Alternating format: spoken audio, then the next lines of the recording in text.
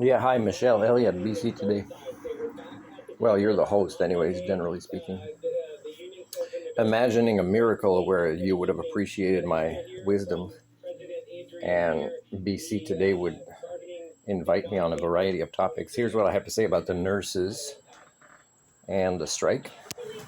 Yes, they should go on strike. Most organizations should go on strike, except that, and industries, except that they can't rely on their unions because unions help create the problems. Here's an argument with this. Okay, so certified teachers, for example, or nurses or doctors, people that work with the vulnerable sector should only accept to be represented by unions that also incorporate the vulnerable sector in negotiations. And of course, I've never seen this. It would be signs of another Homo sapien on this planet other than myself, who would walk the talk of sentience and sapience. Because generally speaking, the issues here and pretty much in everything is a general lack of sentience among the norm. And it's either people working in industries or other industries or not working. And it's every culture of the world.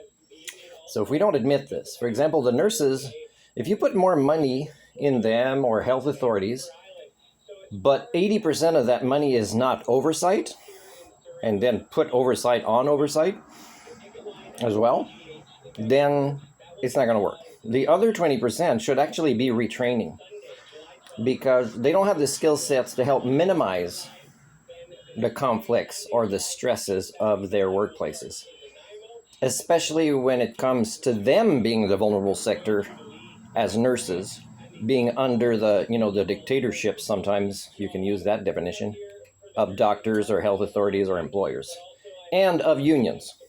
Because if a nurse says, hey, I want to be able to do a better job serving the vulnerable sector, like patients, and I don't mind if it's the same salary, and I don't mind if it's the same number of hours, or even same number of people on the team. That's not always the case, but let's say there's 6 per 20.